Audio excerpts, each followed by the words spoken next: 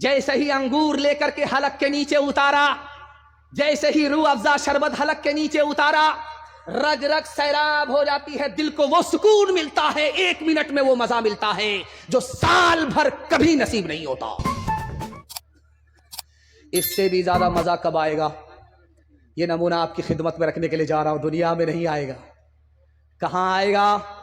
جب جنت میں مسلمان پہنچے گا، جنت کو دیکھے گا پھر بھی مزہ نہیں آئے گا، جنت کی نعمت کو کھائے گا پھر بھی مزہ نہیں آئے گا، جب جنت کا مالک خدا سامنے آ جائے گا اور اپنی ان آنکھوں سے خدا کو دیکھے گا تو اس کے حسن و جمال میں ایسا پاگل ہو جائے گا کہ جنت کو بھی بھول جائے گا، جنت کی نعمت کو بھی بھول جائے گا۔ ایک مثال پر پیغام ختم کر رہا ہوں۔ یہ لوگ حرکت میں رہیں گے، آپ لوگ سکون میں رہیے، دھیان سے سنیے گا، ایک مثال پر پیغام ختم کر رہا ہوں۔ یہ بیلگچھی ہے، بیلگچھی کے بعد یہ بان پول ہے، اس کے بعد ڈگروا ہے۔ نیا آدمی کو پوچھنا پڑتا ہے کہ یار یہ بان پول کہاں ہے؟ پول تو نظر نہیں آتا ہے، اور بان کہاں ہے، پول کہاں ہے؟ تو یہ بھٹک جاتا ہے، تو پوچھتا ہے یار بیلگچھی کے بعد ہے کہ بیلگچھی سے پہلے ہے؟ جو ادھر سے آتا ہے وہ پوچھتا ہے کہ ڈگروا سے پہلے ہے یا ڈگروا کے بعد ہے؟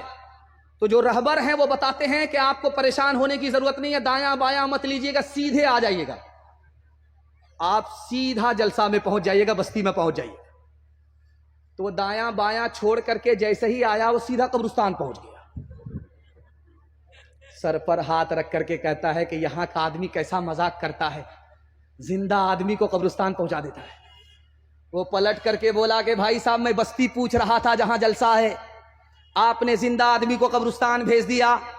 اس نے کتنی بڑی بات کہی ہے، کتنی بڑی پیاری بات کہی ہے، عقل کا ناخن۔ لو تم جس کو بستی سمجھ رہے ہو وہ دراصل قبرستان ہے۔ میں نے ہر بستی کے آدمی کو یہاں آباد ہوتے ہوئے دیکھا ہے، لیکن یہاں کے آدمی کو، قبرستان کے آدمی کو یہاں سے کہیں جاتے ہوئے نہیں دیکھا۔ اصل بستی تو اس کا نام ہے، اصل آبادی تو اس کا نام ہے۔ ہاتھ اٹھائیے، وعدہ کیجئے رمضان میں سو جائیں گے، چاند رات میں جاگیں گے، کپڑا خریدنے کے لیے ڈگروا ہاٹ پہنچیں گے۔ ہاتھ اٹھا دیجئے 2-4 آدمی انشاءاللہ رانچی جانے کے لیے۔ خیر، ماشاءاللہ۔ قیامت میں یہ روزہ ڈھال ہوگا روزے داروں کی، قیامت میں یہ روزہ ڈھال ہوگا روزے داروں کی، قیامت میں یہ روزہ ڈھال ہوگا روزے داروں کی۔ یہ سرمایہ بھی اپنا کیسے آڑے وقت کمایا، اسی میں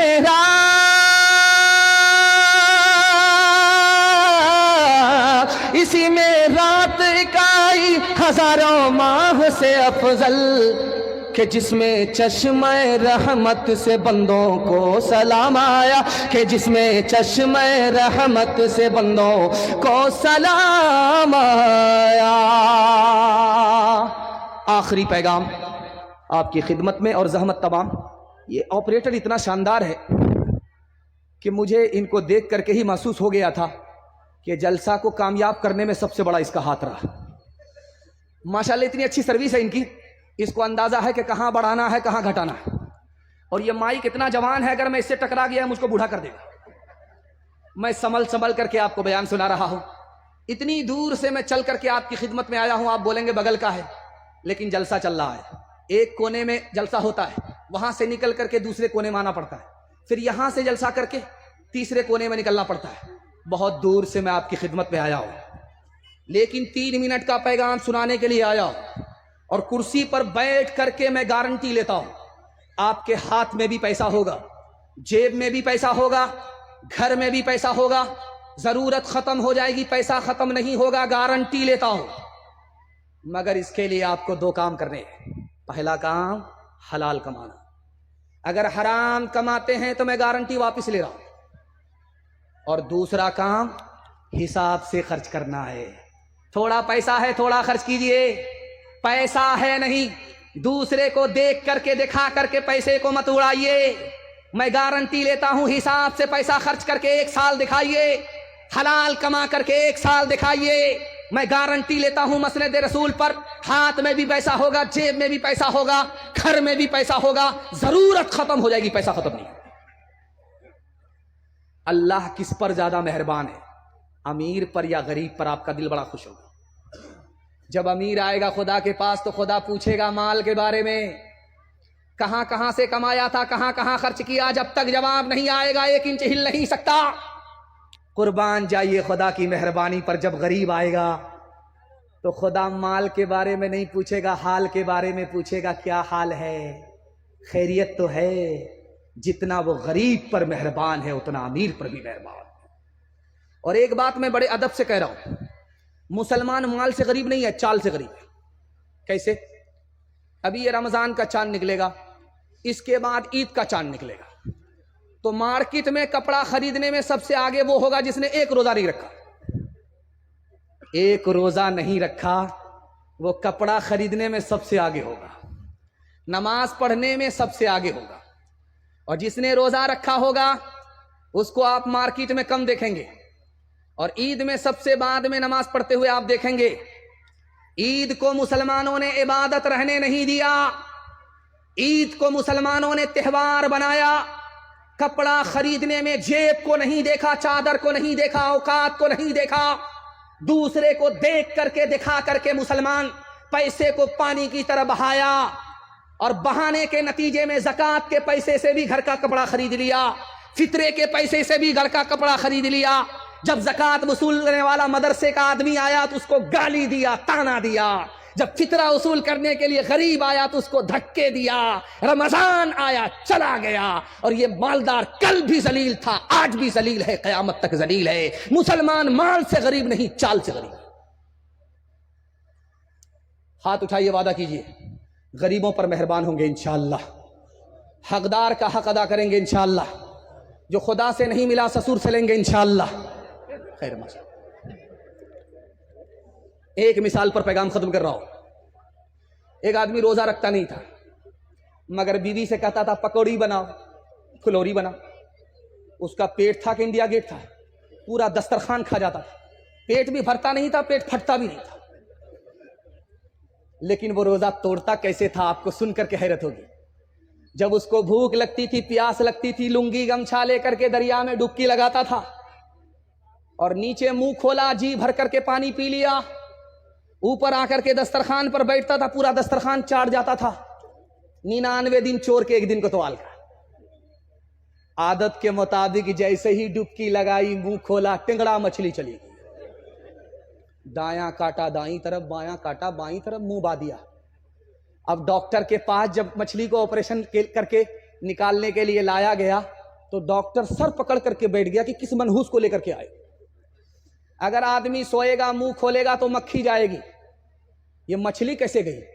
تب سمجھ میں آیا کہ اوپر سے پھیٹ پھاٹ تھا، نیچے سے مقامہ گھاٹ تھا۔ برسوں رام دھڑاکے سے بڑھیا مر گئی فاقے سے، بڑھیا مر گئی فاقے سے، جھوٹے ٹکڑے کھا کر بڑھیا تب تک پانی پیتی تھی، مرتی ہے تو مر جانے دو، پہلے بھی کب جیتی تھی، پہلے بھی کب جیتی تھی۔ جے ہو پیسے والوں کی،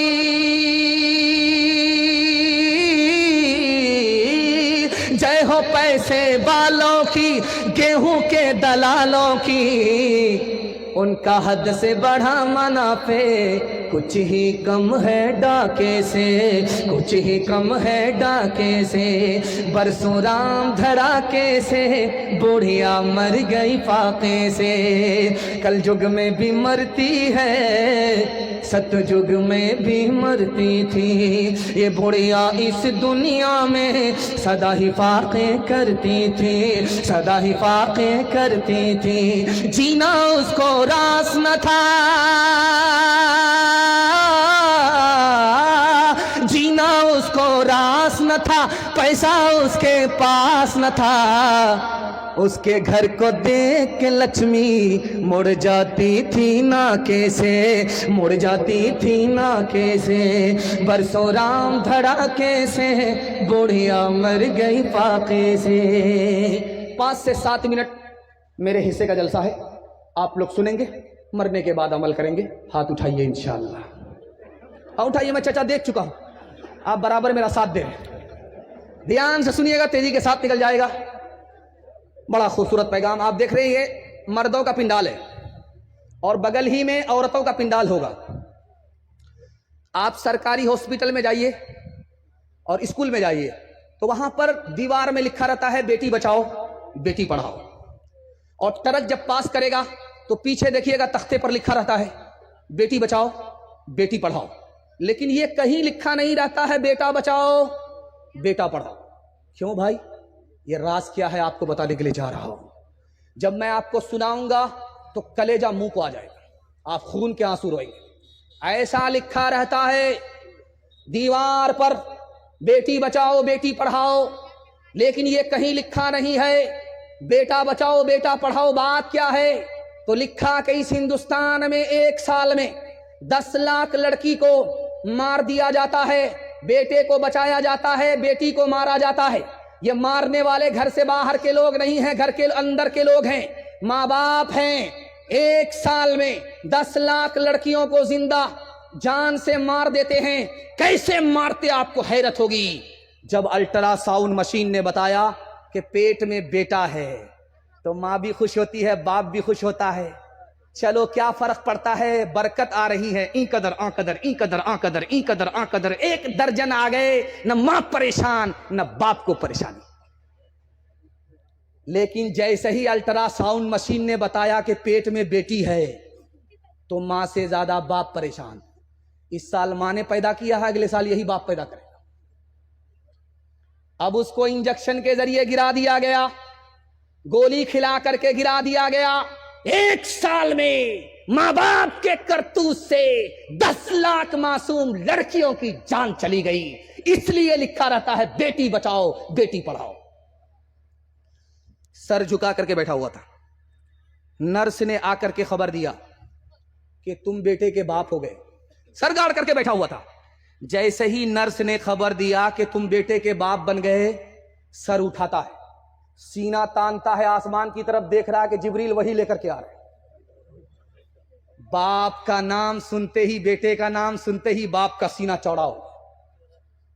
سر اٹھا کر کے بیٹھا ہوا تھا. نرس نے خبر دیا کہ تمہارے گھر میں بیٹی ہوئی ہے. سر ایسا گاڑ کر کے بیٹھا, سیدھا مکہ پہنچ گیا. اب حج کے بعد ہی واپس آئے گا. بیٹی پیدا ہو مایوس ہو جاتا ہے, بیٹا پیدا ہو بڑا خوش ہوتا ہے. پہلا ستم. دوسرا ستم دکھانے کے لیے جا رہا ہوں. یہ پورنیہ ہے, یہاں سے بھی لوگ حج کرنے کے لیے جاتے ہیں, عمرہ کرنے کے لیے جاتے ہیں. جب حج میں جاتے ہیں تو بیٹی کو نہیں بلاتے, بیٹا کو بلاتے. بیٹا کو کان میں کہتے ہیں بیٹا میں سفر میں جا رہا ہوں, پتہ نہیں زندہ آؤں گا یا جنازہ اٹھے گا. زمین کے تم مالک ہو, مکان کے تم مالک ہو, اکاؤنٹ بیلنس کے تم مالک ہو. بیٹی کو بلایا نہیں, بیٹے کو سب چیز کا مالک بنا دیا. جب وہاں سے واپس آیا تو بیٹی کو بلا رہا ہے یہ کہنے کے لیے کہ بیٹی میں تمہارے لیے مدینے کا تبرک کھجور لے کر کے آ رہا ہوں, بیٹی میں مکہ کا تبرک زمزم لے کر کے آ رہا ہوں. اب بیٹی کو بلایا, بیٹا کو مالا مال کیا, بیٹی کو کنگال کیا, زمزم دے کر کے خوش کر رہا ہے. کتابوں میں مسئلہ لکھا, نہ حج قبول ہوگا نہ جنت کی گارنٹی ہے. ایک طرف لڑکی کا باپ بیٹھا ہوا ہے, ایک طرف لڑکے کا باپ بیٹھا ہوا ہے. تو لڑکی کے باپ سے لڑکے کا باپ کہہ رہا ہے سمجھی نیچے سے تو سب کچھ دے رہے ہیں, کچھ اوپر سے بھی بڑھا دیجیے. اب اس کا سر چکرا گیا کہ گاڑی نقد دے رہا ہوں, پیسہ نقد دے رہا ہوں, سامان نقد دے رہا ہوں, اور میرا مہر ادھار کب دے گا اس کا بھی پتا نہیں. اوپر سے کیا بڑھانے کے لیے بولتا ہے تو ادھر سے بیٹی والا بولتا ہے سمجھی حاجی صاحب ارے سب کچھ تو نیچے سے دے رہا ہوں, اوپر کیا بڑھانے کے لیے بولنے, مجھے سمجھ میں نہیں آیا. یہ کھسیا کر کے کہتا آپ اشارہ بھی نہیں سمجھتے. 100 گاڑی بارات لے کر کے آؤں گا, تیل کا پیسہ بھی آپ کو لگے گا, دوبارہ خرچ بھی آپ کو لگے گا. حلوائی کی دکان نانا جی کا فاتحہ. ہاتھ اٹھائیے, وعدہ کیجئے اپنی شادی میں, اپنے بیٹے کی شادی میں کوئی ڈیمانڈ نہیں کریں گے. ہاتھ اٹھا دیجئے انشاءاللہ. اچھا غور کیجئے, اس میں ان لوگوں نے بھی ہاتھ اٹھایا ہے جن کی شادی ہو چکی ہے. اگر یہ کیمرہ والے اس ہاتھ کو ان کی بیوی تک پہنچا دے وہ زہر کھلا کر کے کہاں پہنچائے گی. کتنا سچ ہے کتنا جھوٹ ہے, کتنا حق ہے کتنی لوٹ ہے, کتنا حق ہے کتنی لوٹ ہے, رکھ سبھی کا لاج کچھ نہ بول, کیا ہے یہ سماج کچھ نہ بول، کیا ہے یہ سماج کچھ نہ بول، ڈھول کا یہ پول صرف دیکھ لے، اے دل زبان کھول صرف دیکھ لے، اے دل زبان کھول صرف دیکھ لے، مان لے جہاں کی بات کو، دن سمجھ لے کالی رات کو، دن سمجھ لے کالی رات کو، چلنے دے یوں ہی یہ سلسلہ، کچھ نہ بول کس کو کیا ملا، کچھ نہ بول کس کو کیا ملا، ترازوؤں کا جھول صرف دیکھ لے، اے دل زبان کھول صرف دیکھ لے۔ مجھے لگتا ہے کہ میں سناتا رہ جاؤں گا،